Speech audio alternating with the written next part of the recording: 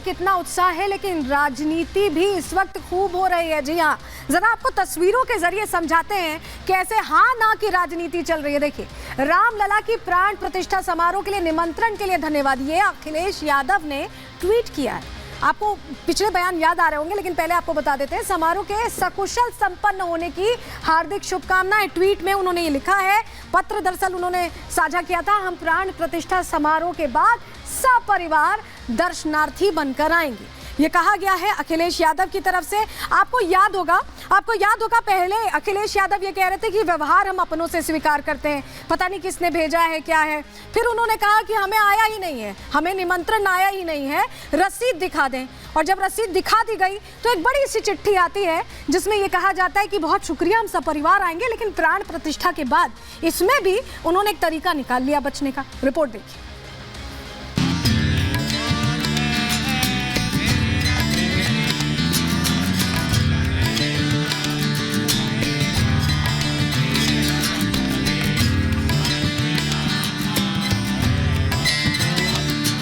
मैं नहीं जानता हूं, न मेरा कोई परिचय है, न मेरी उनसे कभी कोई मुलाकात हुई होगी। जो परिचय वाले हैं, हमारे व्यवहार में यही माना जाता है, जो परिचय जिनका होता है वही एक दूसरे को व्यवहार देते हैं। भगवान श्री राम के नाम पर हम लोग को अपमानित न करें। आप ही में से कोई साथी एक आया था, शायद हमारे पास अगर रिकॉर्डिंग होगी तो हम देख सकेंगे, सुन सकेंगे, जिन्होंने ये कहा कि आपको न्योता मिला है। और उसके बाद सच्चाई सामने आई, वो न्योता नहीं था, वो कोरियर से भेजा हुआ कोई न्योता है जो अभी तक नहीं पहुंचा है। अयोध्या में रामलला की प्राण प्रतिष्ठा की तैयारियां अंतिम दौर में हैं, लेकिन राम के नाम पर सियासत खत्म होने का नाम नहीं ले रही। सपा अध्यक्ष अखिलेश यादव का हाल भी कुछ ऐसा ही है। कभी कहते हैं कि निमंत्रण नहीं मिला, तो कभी कहते हैं कि अनजान लोगों से निमंत्रण नहीं लेते। यह अखिलेश की सियासी मजबूरी ही है कि जब इंडी गठबंधन के नेताओं ने अयोध्या से दूरी बनाई तो अखिलेश को भी उनके सुर में सुर मिलाना पड़ा। लेकिन कार्यकर्ताओं के दबाव और राम भक्तों का मूड भांपते हुए अखिलेश यादव ने एक बार फिर यू टर्न ले लिया है। 13 जनवरी की शाम को अखिलेश ने लेटर जारी करके चंपत राय का धन्यवाद दिया, लेकिन गठबंधन के स्टैंड को ध्यान में रखते हुए बाद में अयोध्या आने का वादा किया। प्राण प्रतिष्ठा कार्यक्रम से दूरी बनाने पर अखिलेश और इंडी गठबंधन को विश्व हिंदू परिषद ने आड़े हाथों लिया है। आलोक कुमार ने साफ शब्दों में कहा है कि विपक्ष को देश की आस्था से ज्यादा मुस्लिम वोट बैंक की फिक्र है। मैंने पहले उनका ये बयान पढ़ा था कि बुलाएंगे तो जाएंगे, तो बुलाया है।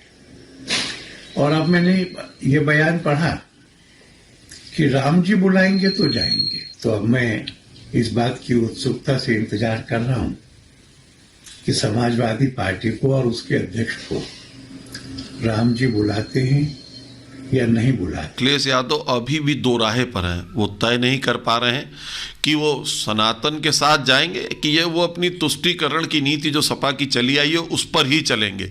वो दो राहे पर है और ये लगातार 17 से उनके दो राहे पर रहने पे जनता भी उनके साथ वही सलूक कर रही है जिसके वो लायक है। अयोध्या आज राम की वजह से विश्व पटल पर ख्याति बटोर रही है। ऐसे में राम के नाम पर सियासत करने वालों पर संत समाज की नजरें टेढ़ी हैं। प्राण प्रतिष्ठा कार्यक्रम से दूरी बनाने पर देश के संत महंत इंडी गठबंधन के नेताओं को जमकर कोस रहे हैं। वो ठीक कहते हैं, उन्हें वहां नहीं जाना चाहिए। एक भी हत्यारा, एक भी पापी वहां नहीं जाना चाहिए। ये पापी हैं। एक औपचारिकता है कि राम सबके हैं, इसलिए निमंत्रण दे दिया गया। वस्तुतः ये निमंत्रण देने के अधिकारी भी नहीं थे। ऐसे लोग सदैव दैत्य प्रवृत्ति के जिनके विचार हैं, वो सदैव ऐसा विरोध करते रहे हैं। राम सबके हैं। राम जी का विरोध करना स्वयं अपने आप में अपने पैरों में कुड़ारी नहीं मारना, बल्कि अपना कुड़ारी नहीं सिर मारने वाला सिद्धांत आप लोगों ने किया है। रामलला की प्राण प्रतिष्ठा को लेकर बीजेपी जहां उत्साहित है, वहीं कांग्रेस के नेता कार्यक्रम से दूरी बनाने के बावजूद अनर्गल बयान देने से बाज नहीं आ रहे हैं। जब हमारे जो सर्वोच्च धर्मगुरु हैं हिंदू धर्म के, वो विधिवत रामनवमी को प्राण प्रतिष्ठा करना चाहते थे, तो फिर ये पूरा कैमरों की फौज लेकर आधी अधूरी प्राण प्रतिष्ठा करने वाले आप कौन हैं? ये हम बार बार पूछ रहे हैं। ये मोदी जी के इवेंट है। मोदी जी खुद राम का अवतार बनना चाहते हैं, तो दूसरे को क्यों वहां भाग देंगे? मोदी जी किसी को भाग नहीं देते, उसमें मोदी जी की यकीन नहीं रखते। भागीदारी में मोदी जी नहीं चलते। जहां पूरा देश आस्था के सरयू में डुबकी लगा रहा है, वहीं विपक्ष के ऐसे बयान उनके सनातन विरोधी होने का प्रमाण दे रहे हैं। पवन खेड़ा के बयान पर बीजेपी ने नाराजगी जाहिर की है। मिलिंद देवड़ा के इस्तीफे को कांग्रेस के पतन से जोड़ते हुए पूरे इंडी गठबंधन को एक बार फिर कटघरे में खड़ा कर दिया है। जब लोगों की मानसिकता इस प्रकार की हो कि इस देश के पूर्वजों के प्रति सम्मान नहीं हो, तो देश की जनता उनको क्यों सम्मान करेगी?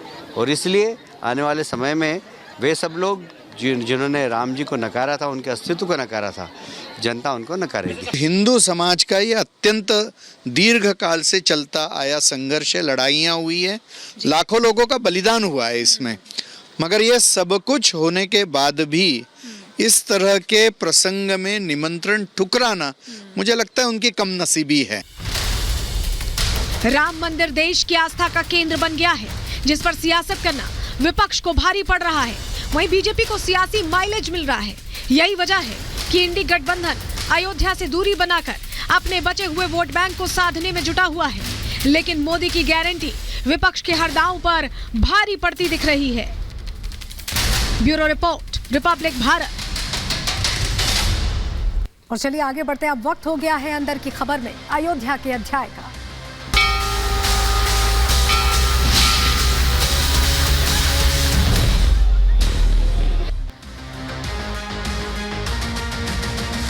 तो आपको बताएं, अयोध्या के अध्याय में 44 क्विंटल लड्डू तैयार हो रहे हैं, जो तमाम राम भक्त पहुंचेंगे दर्शन पूजन के लिए, उनको भेंट स्वरूप देने के लिए। 6 महीने तक ये जो लड्डू हैं देसी घी से बनाए जा रहे हैं, खराब नहीं होंगे। सबसे पहले भगवान राम लला को चांदी के थाल में इनका भोग लगाया जाएगा और भोग लगने के बाद जो VIPs आएंगे उनको ये प्रसाद के तौर पर दिया जाएगा। एक डिब्बे में कुल 11 लड्डू होंगे, जो राम भक्त दर्शन करने के लिए आएंगे उनके बीच इसे वितरित किया जाएगा।